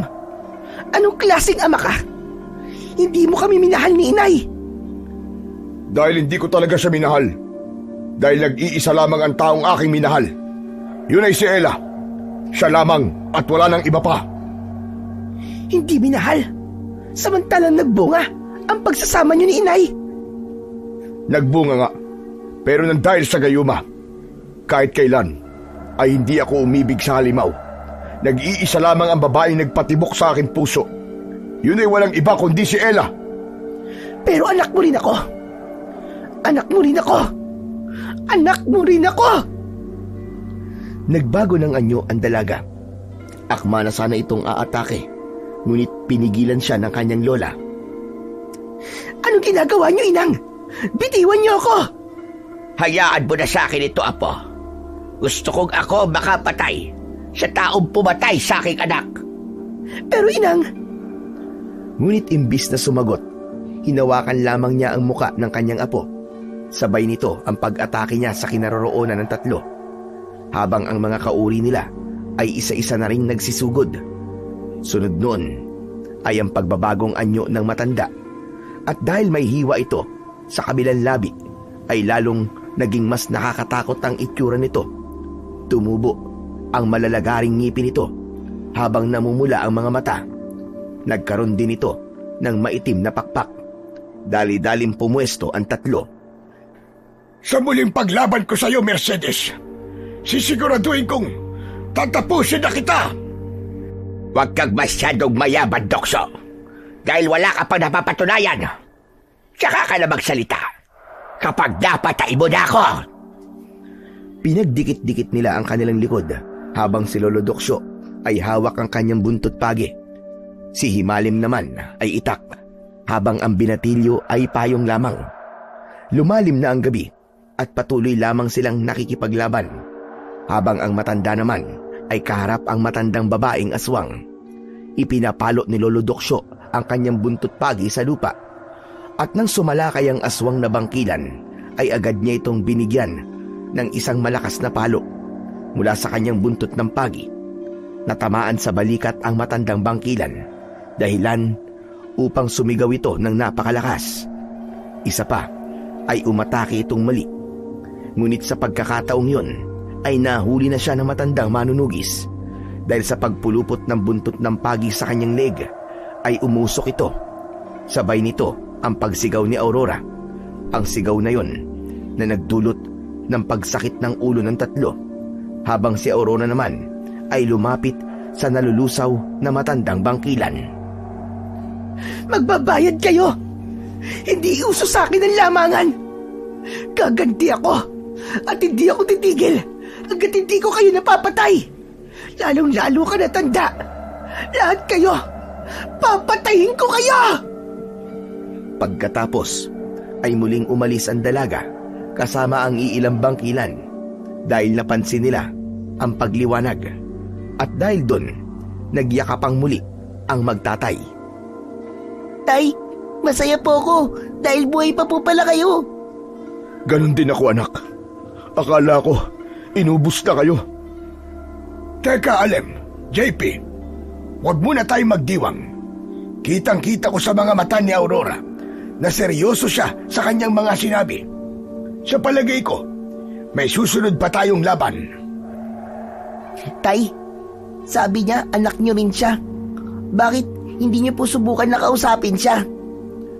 Hindi yun maaaring gawin ng iyong ama-apo dahil mahirap kausap ang mga bangkilan, lalo na't nakikita ko ang pagliliyab ng kanyang galit. Tama ang lolo mo, anak. Nangyari na sa akin yan, tungkol sa kanyang ina at sa inyong dalawa ni Ella. Matigas ang puso ng mga bangkilan, walang sino man ang magpapalambot nito. Kaya't sa palagay ko, anak, ay wala ng paraan. Ako po, Tay, susubukan ko. Lolo Doksyo, hayaan niyo po kung pakiusapan po si Ate Aurora. Malay niyo naman. At makuha pa siya sa pakiusap. Hindi purong aswang si Ate Aurora. May dugong tao siya. Dahil anak niyo siya, Tay, hindi ba? Maaari yung sinabi mo, Apo. Pero hindi tayo nakakasigurado dyan. Pero wala naman pong masama kung susubukan po natin. Tumahimik na lamang ang dalawa at kinumbinsi na lamang ni Himalem na sumama sa kanya ang dalawa at sa kanyang kubo na lang muna manuluyan. Hanggang sa pagsapit ng gabi ay inabangan nila ang pagdating ng aswang na bangkilan. Ngunit hindi sila sinalakay. Kaya sinulit na muna nila ang araw ng kanilang muling pagsasama-sama. Pagpasensya niyo na po, Tay. Yan lamang po nakayanan ko. Nanguhuli lamang ako ng baboy mo para may makain ako. Pagsaluhan na lamang natin ito, Tay. Nako, hindi kami nagrereklamo, Alem. Dahil kung nasa bahay kami niyan, ay itlog at tuyo lamang ang aming ulam. Kaya't huwag ka na mag-alala. Karne na ito, kaya walang dahilan para magreklamo kami. Kaya nga po, Tay. At saka at least, hindi ba may kasama ka lang kumain ngayong gabi? May kasalo ka na. Tama ang anak mo, Alem. Umupo ka na rin at sabayan mo na kaming kumain. Naluwa si Mang Himalem dahil totoo naman ang sinabi ng maglolo. Laking pasasalamat niya rin dahil buhay ang kanyang anak. Kaya lumapit ito kay JP at muli itong niyakap. Hala si tatay. Iyakin ka pala, Tay. Napakasaya ko lang, JP, anak, dahil buhay ka. Akala ko kasi patuloy na akong magdurusa dahil sa akala ko katulad ng iyong ina ay napaslang na rin kayo ni tatay. Masaya rin po ako, Tay. Dahil ngayon, nakakausap kita. Sobrang saya ko talaga. Grabe, ganito pala ang pakiramdam ng mayakap at madama ang init ng pagmamahal ng isang ama. Tuluyan na ngang nagdrama ang mag-ama na kahit si JP ay hindi na rin napigilan ang maluwa. Kaya't nagsalita na si Lolo Doksyo dahil may katanungan sa kanyang isipan na hindi pa rin niya lubos na masagot. Sandali lang, Alem. JP, tumigil na muna kayo sa kadramahan yung dalawa. May gusto lamang akong itanong sa'yo, Alem. Si Lolo talaga panira ka lang moment Ano ho ba yun, Tay? Kukurutin ko yung labi mo, JP, Ayos-ayusin mo ang pagsagot mo. Alem, Gusto ko lang malaman kung paano ka nakaligtas. Hindi ba't nasaksak ka sa dibdib ng anak ni Mercedes? Hinubad ni Mang Alim ang kanyang damit upang ipakita kay Lolo Doksyo ang sugat na kanyang natamo. Nagising na lamang ako, Tay. Hindi ko alam kung paano, pero butas ang dibdib ko. Pero walang anumang tama sa baga at puso ko. Ang buto ko lamang ang siyang nadali. Ilang araw din po kong nakaiga sa lupa, Tay. Hanggang sa nakayanan ko ng tumayo. Naghanap ako ng tao sa baryo natin, pero wala akong nakita ni isa. Kaya't nagbaybay ako para maghanap ng tubig at makakain. Awa naman ng Diyos, nakahanap ako ng bahay na maraming tinapay na nakatabi. Doon ako namalagi hanggang sa tuluyan na akong gumaling. Pagkatapos nun, bumalik po ako sa dati nating tinitirhan. Inilibing ko ang katawan ni Ella at saka yung lampi ni JP na naiwan na puro dugo. Ilang taon na nagdusa ako, Tay. Akala ko, wala akong nagawa. Akala ko, napabayaan ko ang anak namin ni Ella. Pero laking pasasalamat ko, Tay. Dahil buhay pala si JP. Yun lamang kasi ang huling hiling ni Ella. Kung mamamatay daw kayo doon, ay ilayo ko si JP sa baryong yun upang makaligtas siya. Sinubukan din patayin ni Mercedes ang apo ko, ngunit hindi siya nagtagumpay dahil nahiwa ko ng itak ang magkabilaan niyang bibig. Kaya't tumigil siya sa paghabol sa amin. Habang sila ay nag-uusap, ay hindi nila namalayan na nag-uumpisa ng kumain si JP, kaya't pinitik ni Lolo Doksyo ang tenga ng binatilyo. Aray ko naman, Lo. Bakit ba namimitik kayo? Ang sakit eh. Hira ka. Kumain ka kagad. Hindi mo man lang kami inintay ng tatay mo. Eh, abala po kayo nag-uusap eh. Tapos kapag sumabat naman ako, sasabihin nyo, bastos ako. Ang ibig ko sabihin na po, dapat ay hinintay mo kami para sabay-sabay tayong kumain. Huwag na nga lang. Wala na akong ganang kumain. Pero akin na to ha. Tumayo ang binatilyo habang dala ang malaking hiwa ng baboy ramo. Natatawa naman ang kanyang ama na si Mang Himalim, kaya't tinignan siya ng seryoso ni Lolo Doksyo. Natatawa ka pa riyan. Pareho niyang nakuha ang ugali niyo ni Ella. Napakapasaway. Masaya lang po ako, Tay. Sobrang tagal ng panahon na nangulila ako sa aking anak. Ngunit ngayon, nakasama ko na siya. Salamat, Tay. At inalagaan yung anak ko. At lumaki siya ng malusog at gwapo. Kamukha ko, hindi ba? Si tatay talaga. Abay, totoo naman yun ah. O siya, kumain na ho tayo. Sigurado naman ako na mabubusog na si JP sa daladala niyang hiwa ng baboy. Nag-umpisa na silang kumain, habang ang binatilyo naman ay nasa labas ng bahay. Hindi niya kinain ang dala niyang hiwa. Sa halip ay inilagay niya yon sa isang lalagyan at sinabit, habang nakatingin sa langit na puno ng mga bituin. Hello po, Nay. Kumusta po kayo dyan? Kung ako naman po ang tatanungin nyo, ayos lang po ako, Nay. Masaya ako ngayon dahil kasama ko na po si Tatay. Pero mas masaya sana ako kung buo po tayo. Pero Nay, grabe. Ang galing nyo po pala pumili ah. Ang gwapo po ni Tatay eh. He! Nagbibiro lang po ako, Nay. Saan ka man po ngayon, Nay? Miss na miss ka na po namin ni Lolo at ni Tatay. Mahal na mahal ka po namin, Nay. Hindi na lamang namalayan ng binatilyo na nakaidlip na siya dahil sa pagluha nito. Ginising lamang siya ng kanyang lolo. Tinabihan siya nito sa upuan. Apo, bakit hindi ka naman pumasok sa loob? Wala lang po. Lo, sana po, buo na lang po tayo, no? Siguro kung hindi nangyaring magayuma si Tatay, buhay pa po si Nanay ngayon. Hindi naman natin masasabi ang panahon na po. Sige na, tumahang ka na riyan at pumasok ka na sa loob. Napakalamok dito. Sige po, Lo. Aba teka, hindi mo ba kinain itong karne? Kay Nanay po yan, Lo. Ngumiti na lamang ang kanyang lolo at sabay na silang pumasok. Si Mang Himalim naman ay naglatag sa sala habang sila ay sa silid pinapatulog. Doon ay nakahanda na ang lahat. Hihiga na lamang sila. Alem, sumama ka bukas at magpapatuloy kami ng apo ko sa paggawa ng sapatos. Magbabaryo-baryo tayo, magmamasid tayo, at baka sa ibang baryo na umaatake ang panganay mo. Opo, Tay. Sasama po ako. Tuluyan ang pumasok ang maglolo sa silid. At sa kabilang banda naman ay hindi nga nagkamali ang matanda dahil habang sila ay masarap na natutulog ay inatake na ng mga aswang na bangkilan ang ibang baryo. Pinangungunahan yon ng dalagang si Aurora. Lumaganap siya ng kasamaan sa mga baryo upang manghawa sa pamamagitan ng pagbulong at paghalik sa ibang kababaihan. Mabilis naman na lumipas ang gabi at tulad ng nakagawian ni JP ay maaga itong gumising upang gumawa ng kape. Hindi niya ginising ang kanyang lolo at ang kanyang tatay dahil hinanda niya muna ang kariton. Kinuha niya yon kung saan ito iniwan ng mga aswang. Naabutan niya pa roon ang abo ng aswang na pinatay ng kanyang nakatatandang kapatid sa ama.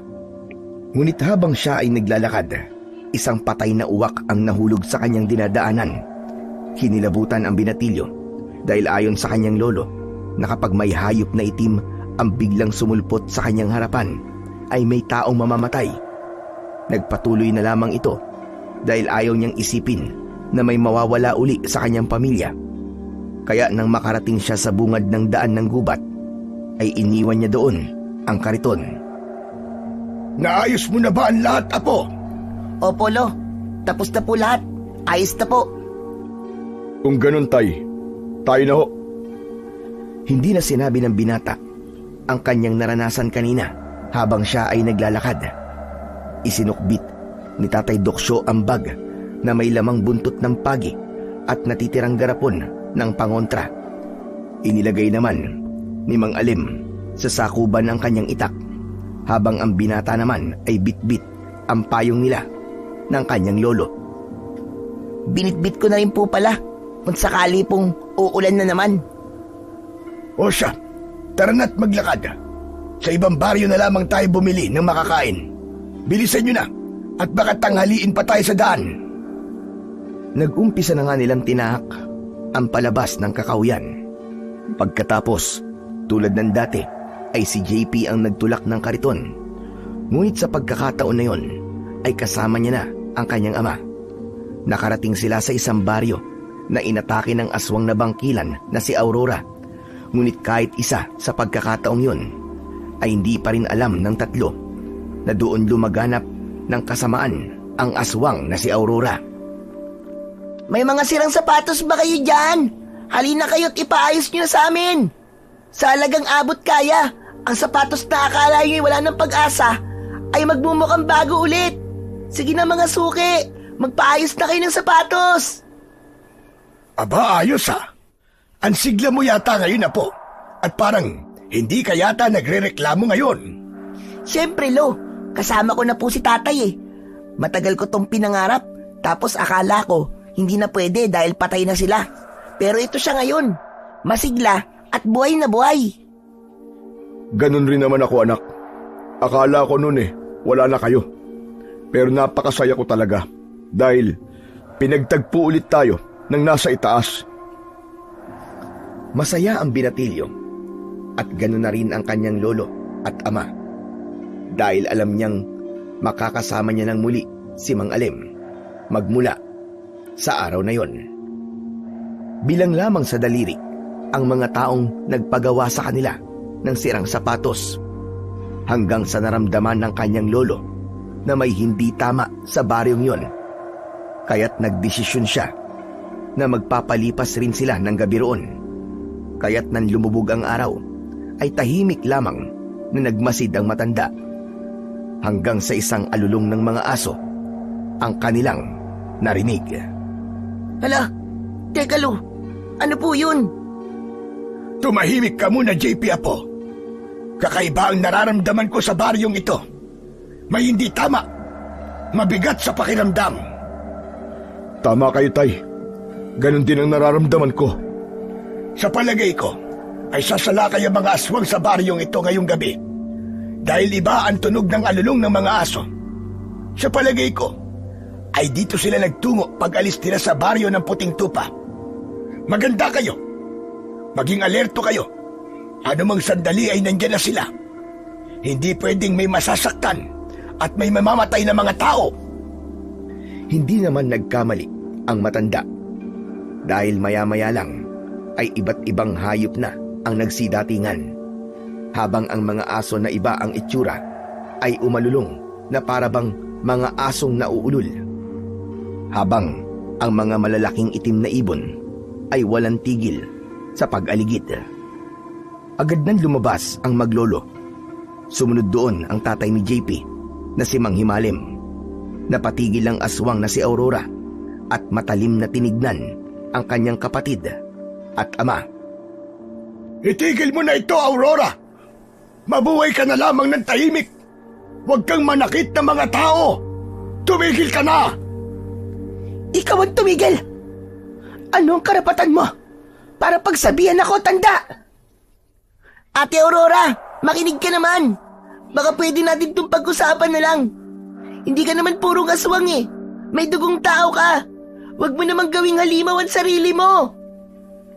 Tama ang kapatid mo, Aurora.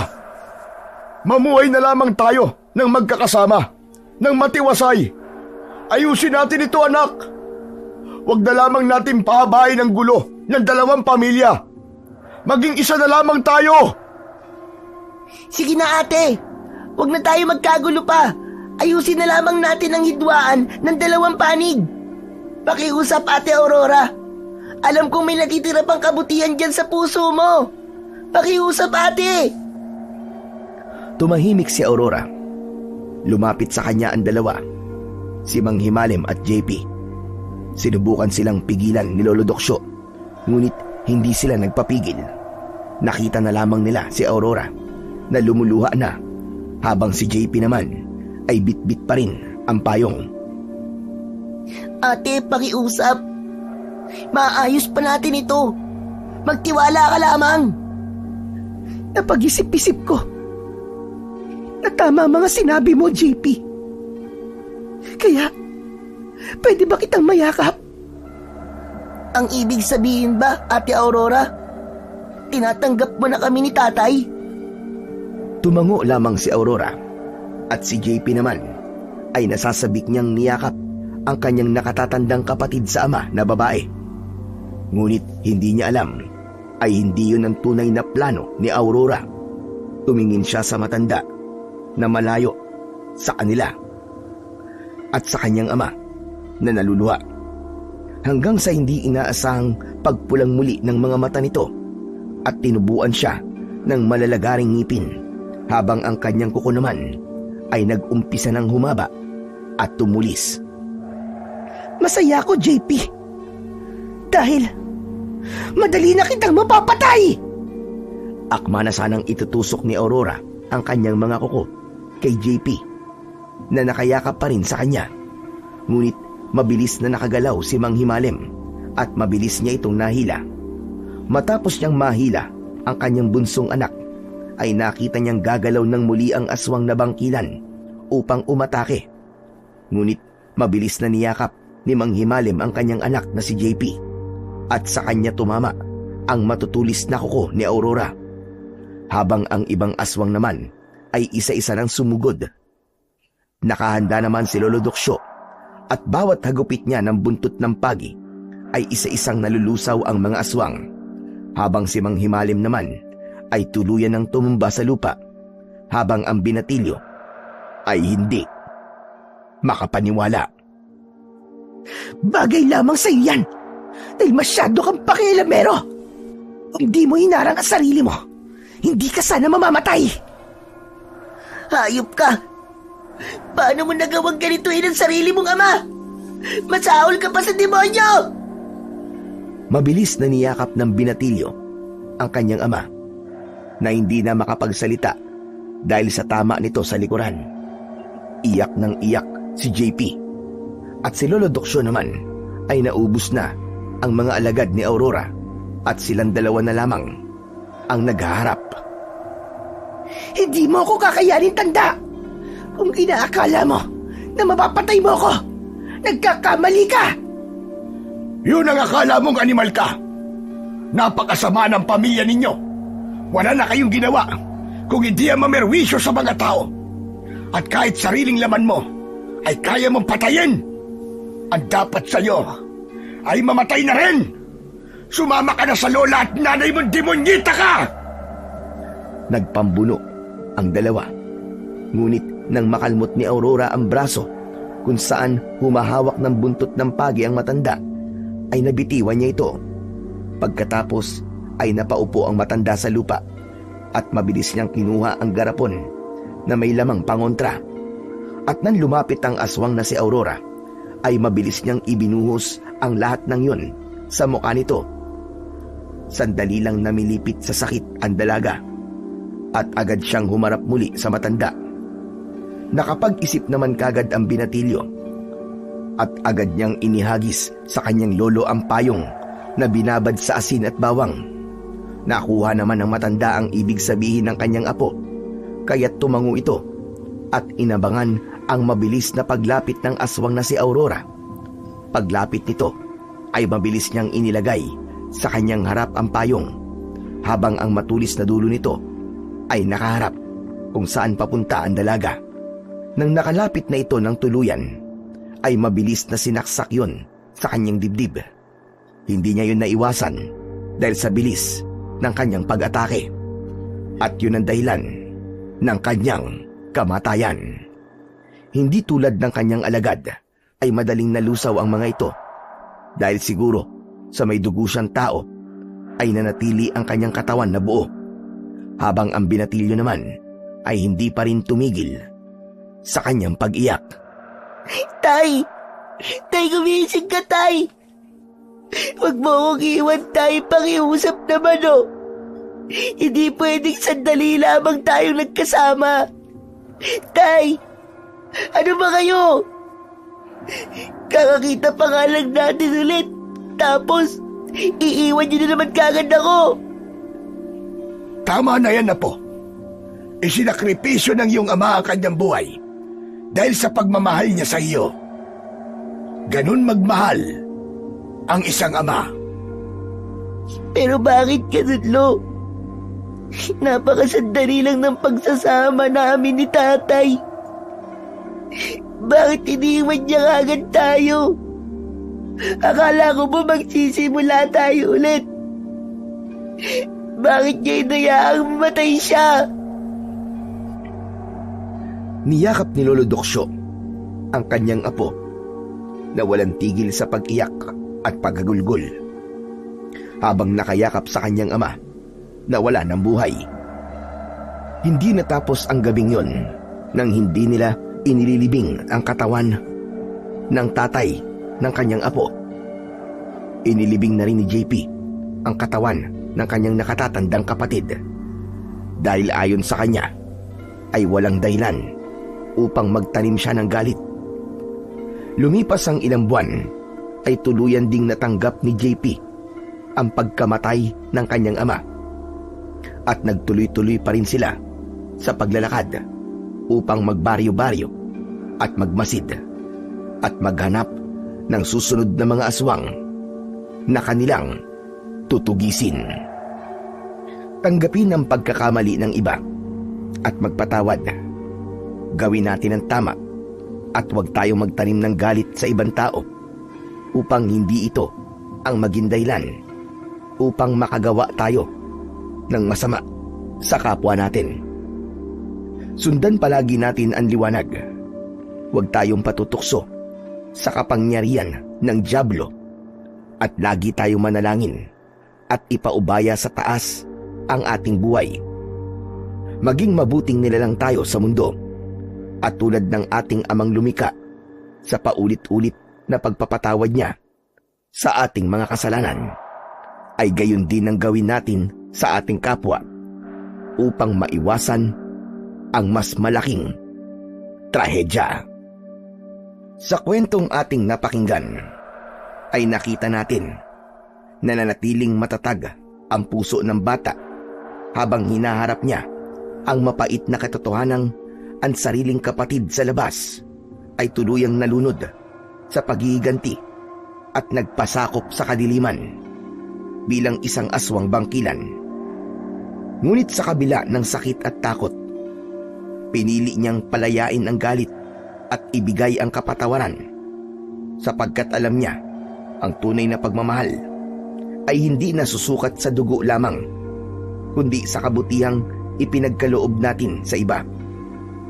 At sa pagpanaw ng kanyang kapatid ay doon na unti-unting natapos ang lahat. Nagpapasalamat siya sa Diyos dahil kahit sa maikling panahon ay nakasama, nayakap at naramdaman niya ang pagmamahal ng kanyang ama. At nagawa pa nitong ialay ang buhay para sa kanya. Nagpatuloy ang maglolo sa pag-iikot sa bayan-bayan upang gumawa ng sirang sapatos at magmatsyag sa bawat baryo kung may nagbabantabang aswang. Nangako ang bata sa kanyang sarili na habang siya ay may lakas, uubusin niya ang mga aswang na patuloy na nagbibigay ng takot sa mga tao at siya ang magiging tagapagtanggol ng mga naaapi sa tulong ng kanyang lolo na walang sawang umaaruga at nagmamahal sa kanya. Ang aral sa kwento, sa magkapatid, maaaring dumating ang oras ng pagtataksil, pagkakaiba o matinding hidwaan.